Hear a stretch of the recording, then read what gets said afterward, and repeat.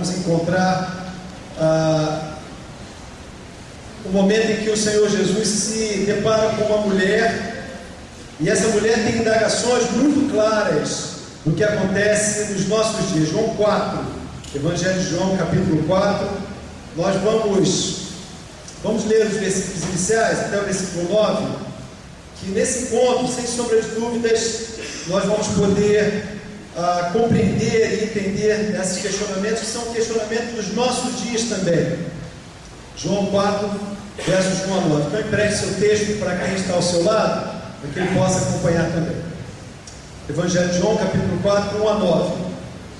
Na tradução que eu tenho aqui, irmãos, diz assim: quando os fariseus ouviram que Jesus fazia e batizava mais discípulos do que João, se bem que Jesus não os batizava, e sim os seus discípulos, ele deixou a Judéia e voltou outra vez para a Galiléia, e era-lhe necessário passar por Samaria. Chegou a uma cidade samaritana chamada Sicar, perto das terras de Jacó, que Jacó dera a seu filho José. Estava ali a fonte de Jacó, e Jesus, cansado da viagem, assentou-se junto à fonte. Era quase hora sexta, meio-dia. Vindo uma mulher samaritana tirar água, Jesus lhe disse: dá-me de beber. Seus discípulos tinham ido à cidade comprar comida. Disse-lhe a mulher samaritana: como sendo tu judeu, me pedes de beber a mim, que sou uma mulher samaritana? Pois os judeus não se dão com os samaritanos. Respondeu-lhe Jesus: se conheceras o dom de Deus, e quem é que te pede, dá-me de beber, tu lhe darias, e ele te daria água viva. Disse-lhe a mulher: Senhor, tu não tens como tirá-la, e o poço é fundo. Onde tens a água viva? És tu maior do que o nosso pai Jacó, que nos deu esse poço, do qual ele próprio bebeu, e assim também os seus filhos e o seu gado? Respondeu-lhe Jesus: todo aquele que beber desta água tornará a ter sede, mas aquele que beber da água da vida, da água que eu lhe der, nunca mais terá sede. Deveras, a água que eu lhe der, se fará nele uma fonte de água, que jorre para a vida eterna. Disse-lhe então a mulher: Senhor, dá-me dessa água, para que eu não mais tenha sede, e nem precise vir daqui para cá. Senhor, abençoa essa palavra no nosso coração, e usa, Senhor, para revelar o teu querer e a resposta aos dilemas dos nossos dias, desse tempo presente. Pedimos isso em nome e para a glória de Jesus. Amém. Meus irmãos, a passagem que nós acabamos de ler, João capítulo 4, é o momento em que Jesus está de passagem rumo a Galiléia, como nós vimos aqui, rumo a Galiléia, e nesse percurso cabia-lhe passar certamente por Samaria para ter esse encontro com essa mulher. O contexto é muito conhecido de quem está familiarizado com o texto, mas como nós temos algumas pessoas nos visitando, é bom sempre lembrar para que todos possam acompanhar e entender corretamente a passagem. Jesus era judeu. Judeu naquele tempo não se comunicava com o samaritano, porque julgava ser uma espécie superior, ou o povo de Deus escolhido, os demais não sendo escolhidos de Deus. Por isso, uma elite aos olhos de Deus. Era assim que os samaritanos se enxergavam. Ele chega meio-dia, pede água, porque era um elemento necessário para aquele contexto meio que desértico, e aquela mulher começa a conversar com ele. A dúvida que surge no coração dela, a indagação é: ele sendo judeu, falando com uma samaritana, ele sendo homem, falando com uma mulher, ele sendo um mestre, um rabi, um homem de conhecimento, falando com uma pessoa provavelmente letrada. Nesse confronto, nessas dúvidas que surgem na cabeça daquela mulher, o discorrer desse texto nos mostrará algumas perguntas em busca de algumas respostas para hoje, no ano de 2014.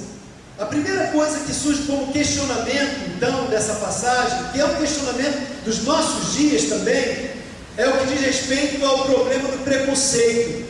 Como eu disse, aquela mulher se entendia menor, inferior, não só por ser mulher naquela cultura machista, mas também por ser uma samaritana, tida pelos judeus como inferior a ela.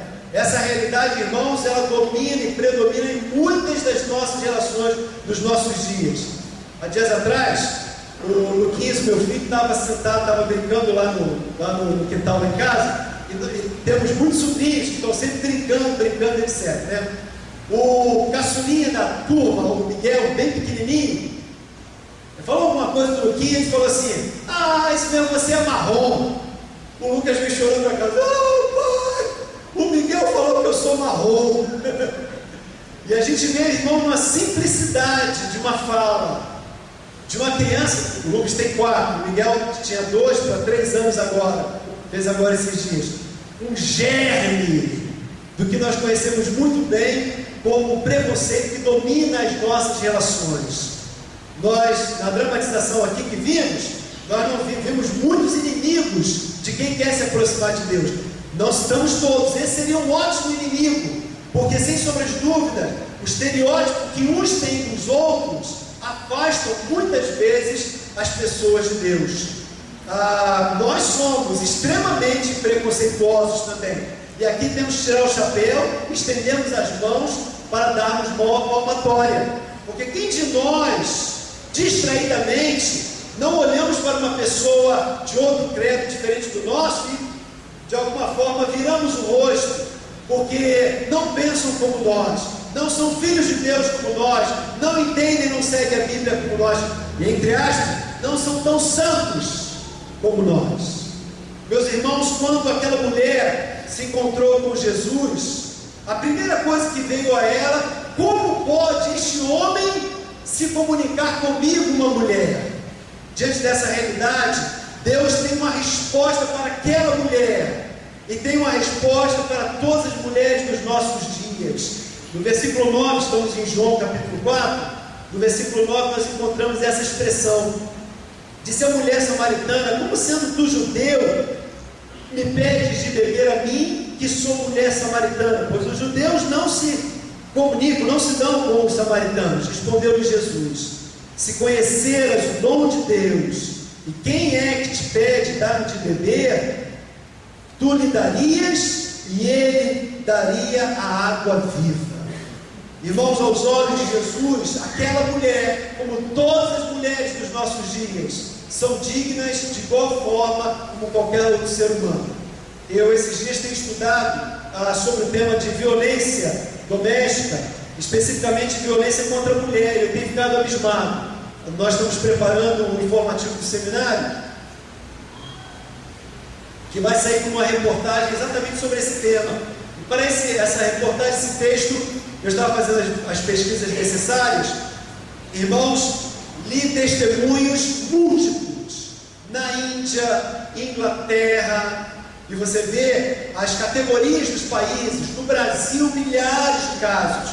E para os irmãos verem como esse é um tema hoje nosso, desse tempo, o nosso país, o Brasil, é o 7º no ranking mundial de violência contra as mulheres. E eu não estou falando violência física, de um soco ou de uma agressão emocional, mas uma agressão que chega ao fato final, que causa morte entre as mulheres.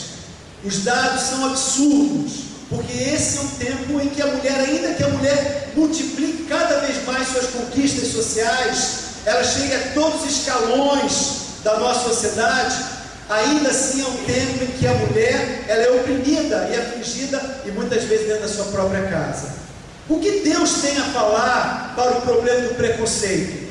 Ele está dizendo que todos são iguais aos olhos de Deus, que todos têm oportunidade igual, semelhante aos olhos de Deus. Então, se você entrou nesta casa, sendo você mulher, sendo você homem, tendo a escolha que desejar, aquele caminho que tem optado até esse momento, independente da sociedade lhe aceitar ou não lhe aceitar, a Bíblia está lhe chamando nessa noite para dizer: assim como o Senhor agasalha e cuida daquela dramatização para proteger quem Ele ama, você é essa pessoa a quem Ele ama. Você é o alvo desse amor, você é o alvo da criação, você é o alvo do destino final do homem, que é uma experiência pessoal com Deus. Deus preparou para você o melhor, ainda que a sociedade olhe para você de forma diferente. Gênesis diz que homem e mulher são iguais, são semelhantes. Na perspectiva da construção familiar, o homem coube a ele a função de liderar, mas simplesmente do caminho, do norte, do passo. Mas a construção do caminho é para ser feito homem e mulher de igual para igual. O homem recebe o nome de varão. Qual o nome que a mulher recebe? Varoa. E é igual, está no mesmo escalão. Deus olha para todos os homens, evangélicos, protestantes, católicos, espíritas, todos os homens, com o mesmo amor e com o mesmo desejo de construir uma nova vida. Não estou dizendo que a filosofia dos nossos dias, que todos os caminhos levam a Deus, seja verdadeira, porque a Bíblia ela traça um caminho, e é o único caminho para que o homem experimente a salvação. Esse caminho passa pela cruz, ele cruza o caminho do Senhor, e na morte dele nós temos que morrer para nós mesmos, para nascermos para Deus. E esse é o caminho que todos os credos, independente da idade ou do sexo ou da opção religiosa, para todos o crivo é o mesmo. Por isso, Deus não está olhando ou perguntando nessa noite se você foi criado ou não, é nessa ou naquela religião. Deus não está perguntando se você tem este ou aquele ato. Deus não está perguntando se você deseja ou não fazer isso ou aquilo. O que Deus está perguntando nessa noite é que se você entende o grande amor que Ele expressou na cruz do Calvário, por mim e por você, e se você entende que é um pecador, todos nós somos. Olha como a Bíblia nos olha de maneira igual. Vamos recitar Romanos 3, 23. Porque todos pecaram e separados estão da glória de Deus. Vamos juntos? Porque todos pecaram e separados estão da glória de Deus. O Lucas é marronzinho, é branco, vermelho ou pálido, não importa, irmãos. Nós somos criação de Deus. Todos nós somos criaturas amadas por Deus. E no momento em que aceitamos o Evangelho dele, ele nos restaura e passamos a ser então filhos de Deus. Não estou dizendo quando você entra para essa ou aquela igreja, quando você toma um banho nesse ou naquele batistério, mas estou dizendo quando você entrega a sua vida a Ele, derrama o seu coração a Ele, Ele vence o problema do preconceito e o problema do afastamento social que acontece nos nossos dias. Nesse texto tem um segundo problema muito típico, muito peculiar aos nossos dias. O verso 11 diz assim, João 4 ainda, verso 11. Verso 11 subiu aqui. Disse-lhe a mulher: Senhor, tu não tens com que tirá-la, referindo-se à água, e o poço é fundo. Onde tens água viva? E a questão que está ali é uma questão de sobrevivência. É ali o que chamamos hoje da faixa de Gaza, um momento, irmão, de um extremo e absurdo conflito étnico, social, religioso, político e o que você quiser acrescentar mais. Nós vivemos hoje, na realidade, todo mundo olhando com muita preocupação o que a Palestina vive. Nós conhecemos que de 1947 para cá, bem antes, ainda no início da Segunda Guerra, alguns movimentos chamados sionistas, de judeus do mundo inteiro, desejando aspirar a voltar para a Terra Prometida. Nós lembramos que no ano 70 da história cristã, o Império Romano finalmente entrou, destruiu o Templo de Jerusalém e acabou, dizimou muita gente, e os judeus se espalharam, fugiram por todo o mundo. Nunca mais tiveram de fato aquela terra, que é a terra prometida para o povo judeu, para poder habitar ali. Mas os anos, os séculos se passaram, correram muito. No ano 637, movimentos populares daquela época, das etnias que habitavam aquela região, tomaram conta e conquistaram para si aquele território. Então, Jerusalém, que é uma terra de tríplice experiência religiosa, judaica, no seu berço original, muçulmano e cristã, é um território muito pequenininho, mas disputado a unha e ferro e qualquer coisa que você queira acrescentar. Desse período, então, já da nossa história moderna, do período pouco antes da Segunda Guerra Mundial, os judeus começaram a ser muito perseguidos, principalmente no território europeu. Esse movimento fez com que eles desejassem voltar e possuir a terra. Com o ápice do movimento nazista, esses judeus sendo mortos, dizimados em grande número, em enorme expressão de genocídio, eles então tiveram apoio da Inglaterra, a França e Itália para ocuparem Jerusalém. A proposta inicial é que haveria uma partilha igual, tanto para muçulmanos na parte oriental, como também para os judeus. Mas o tempo foi passando, irmãos.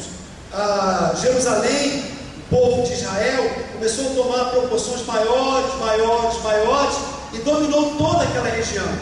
Nesse momento não é muito importante o aspecto histórico do que está acontecendo na faixa de Gaza, mas é importante nós entendermos o que está sendo pleiteado pelo povo palestino. E aqui não quero levantar bandeira nem para um lado, nem obrigatoriamente bandeira para o outro. Mas o que nós estamos vendo a olhos nus, irmãos, é que há uma ação do Hamas, uma ação militar contra Israel, jogando mísseis, tentando destruir o seu inimigo, que não é um povo civil, é um movimento militar armado. Do outro lado, uma das maiores potências bélicas do mundo, dizimando e destruindo uma nação inteira, uma etnia inteira. Eu recebi ontem um e-mail do nosso querido Miguel Zug. Ele é palestino, ele é um cristão palestino, missionário, um homem de Deus na Palestina. Irmãos, a descrição do que está acontecendo na Palestina é alguma coisa incalculável. Eu perguntei a ele por e-mail: o que vocês estão pleiteando? O que o povo palestino quer?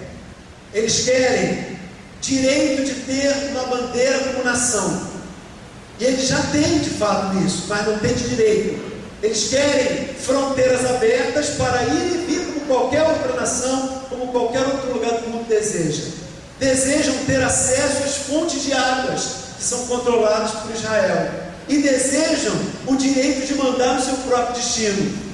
Isso, irmãos, é verdade que tem muitas implicações, muitos outros desdobramentos. Mas Deus, Ele se entristece com toda a manifestação de justiça. O texto está dizendo que Jesus pede água, meio-dia, sol a pique. Jesus, que era homem e também Deus, expressão divina, ele tem sede, seu corpo pede água. E ele pede água a uma estranha, uma samaritana. Aquela mulher diz para ele: como você vai pegar e me oferecer uma água melhor do que essa?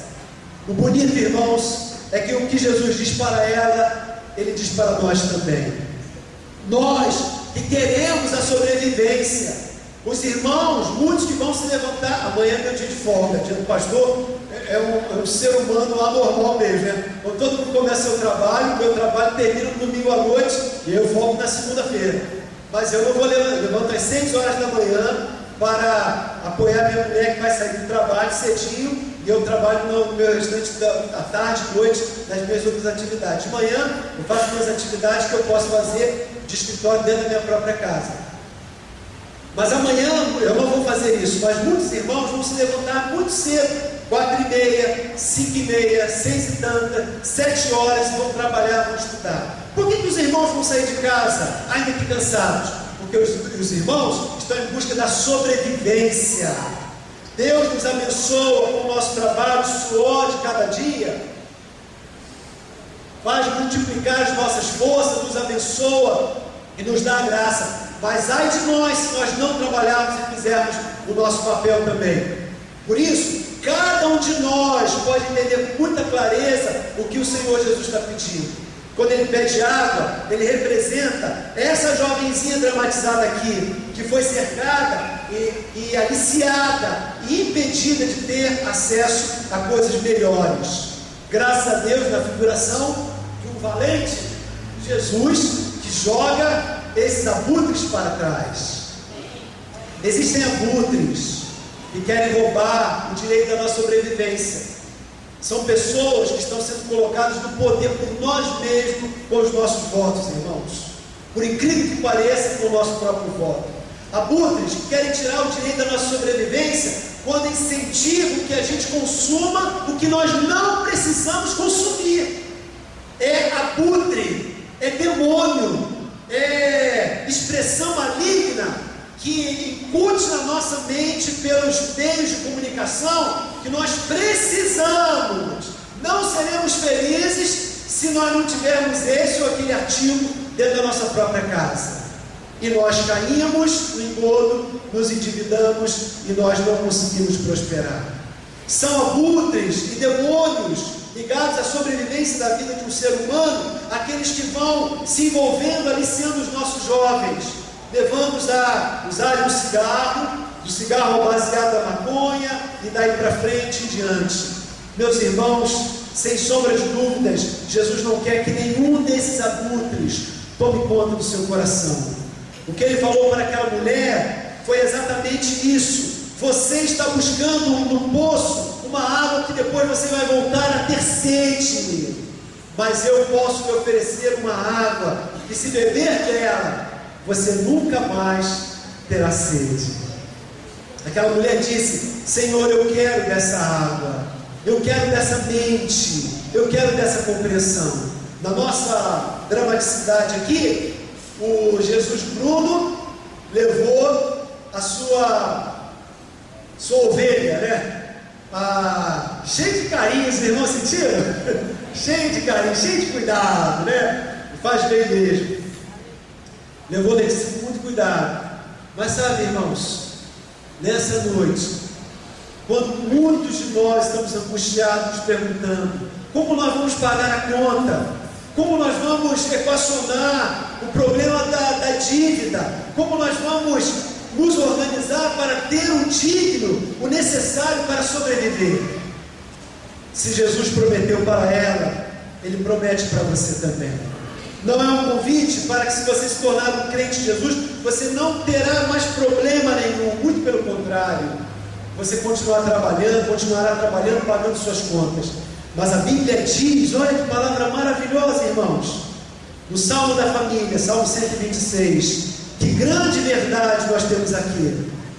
127. Se o Senhor não edificar a casa, em vão trabalham os que edificam. Se o Senhor não guardar a cidade, em vão vigia a sentinela. Inútil em vão será levantar de madrugada, repousar tarde, comer um pão de dores, porque Deus dá aos seus amados enquanto dormem. O homem trabalha, mas Deus faz o que o homem não pode fazer.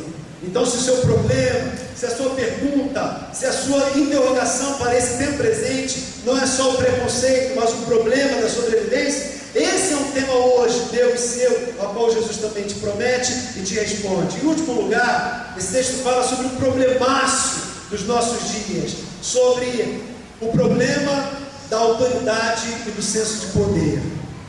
Ela pergunta: como você vai tirar a água? Quem é você? Tu és maior do que Jacó, o nosso pai, que nos deu esse poço? E, irmãos, que coisa maravilhosa! Jesus argumenta com ela, mostrando que ele tem toda a autoridade.